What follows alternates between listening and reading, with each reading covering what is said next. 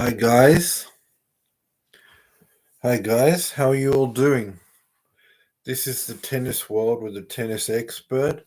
I am your tennis expert. So let's get right into the video. I've not been with you for a few months. I've had a lot of things to do, been extremely busy, but I'm going to be back to doing the channel full time from now.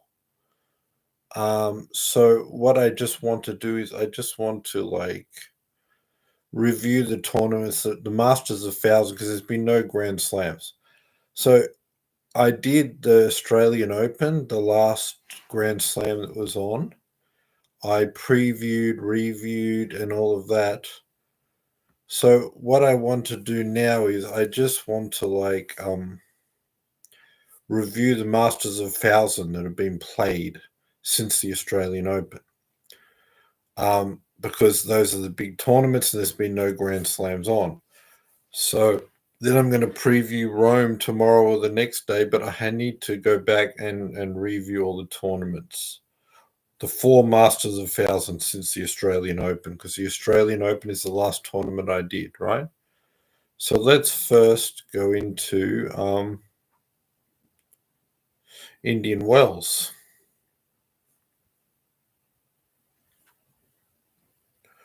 What happened at Indian Wells was Carlos Alcaraz won the tournament, but like in the semifinals, the real deciding match in this was the Sinner Alcaraz semifinal. Those were the best 2 players in the tournament, and that was the real final. Sinner won the first set 6-1, but then Alcaraz was able to come back 6-3, 6-2. Sinner was bossing him and overpowering him. But what happened was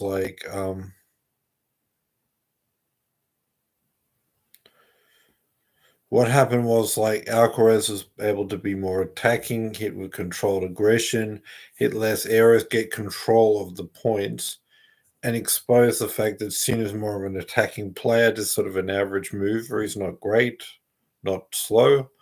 But when Alcaraz got more aggressive, controlled the points, and stopped Sinner sort of rushing him and overpowering him,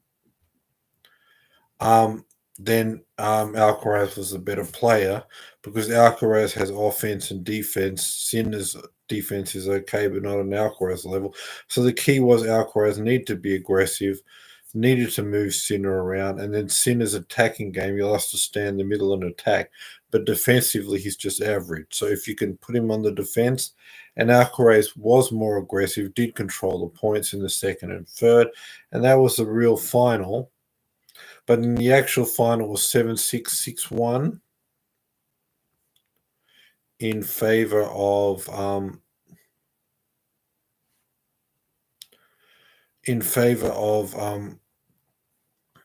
Alcaraz. He beat Medvedev 7-6, 6-1. They both got the same speed, defense, consistency, all of that, but Alcaraz has more power on his ground stroke, so he controls most of the rallies. Better net play, better drop shots, better. So he just had control over all the points. And he just overpowered Medvedev in that one and won the final. So Carlos Alcaraz is your Indian Wells champion 2024.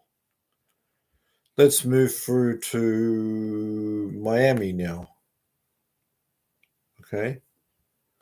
So the semifinals, like we had Sinner,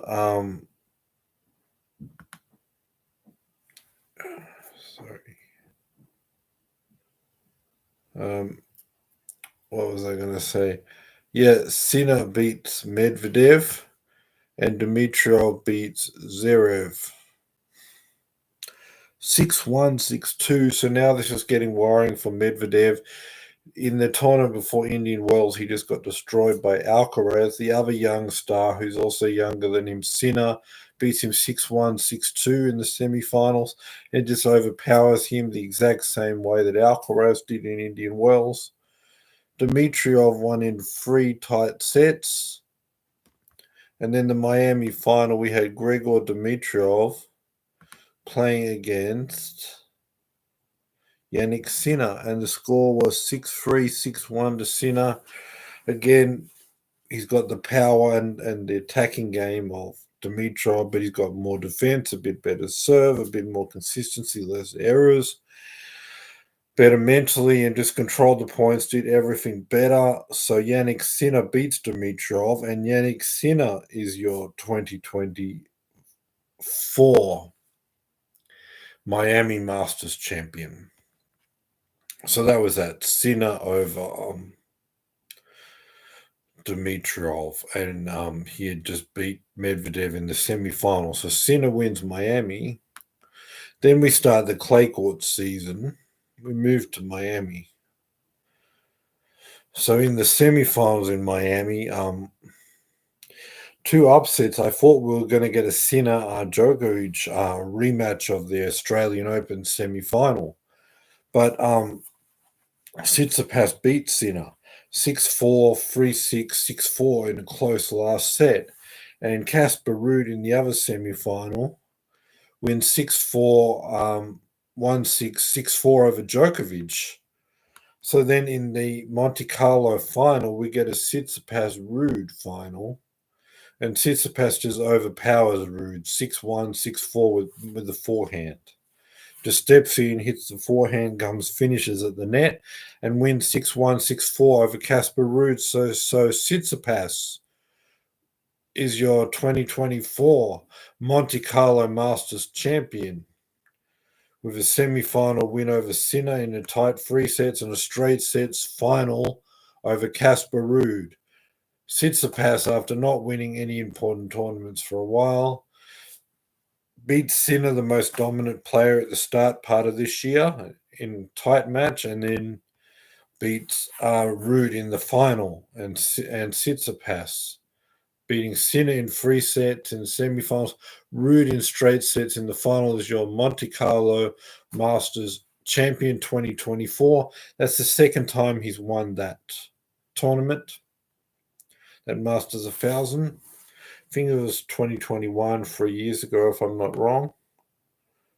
Then we finally, the last Masters 1000 I've missed is Madrid.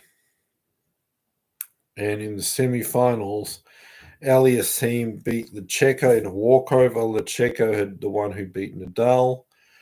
And Rublev beats Fritz 6-4, 6-3. And then we move through to the final. Aliassime, Rublev, tight 3-setter.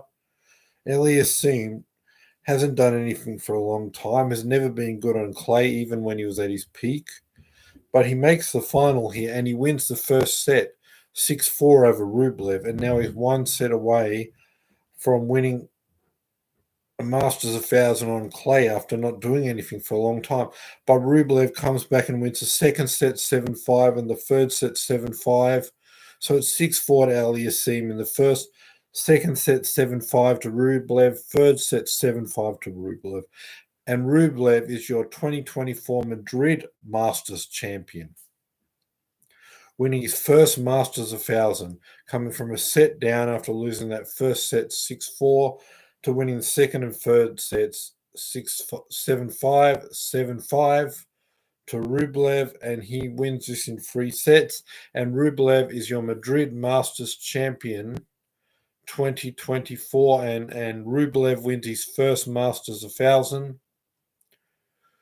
Great job there for Rublev coming from a set down, and he's your Madrid. So Alcaraz gets Indian Wells, Sinner gets Miami, Tsitsipas gets Monte Carlo, and in Madrid, Rublev wins his first Masters 1000. So those are the 4 Masters 1000, the 4 big tournaments since the Australian Open that I've not been recording on this channel. Everything else has been 500s, 250s. No need to come back with that. Just a quick note on Nadal. He started his comeback in Barcelona.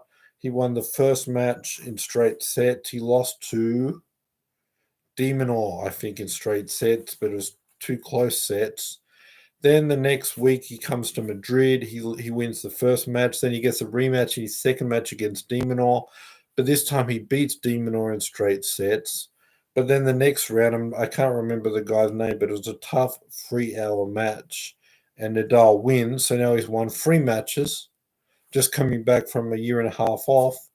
But that was 3 hours, so he had to come back the next day against the Checker, and I think he was too tired to play the next day after 3 hours the day before, being almost 38 and being out for a year and a half. So he lost in straight sets to the Checker, but he got 3 wins here.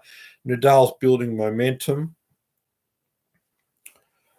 Only wins the first match in his first tournament in Barcelona, but wins 3 matches in Madrid. So he's building. And Madrid, even when he was younger at his peak, was never his best clay court tournament.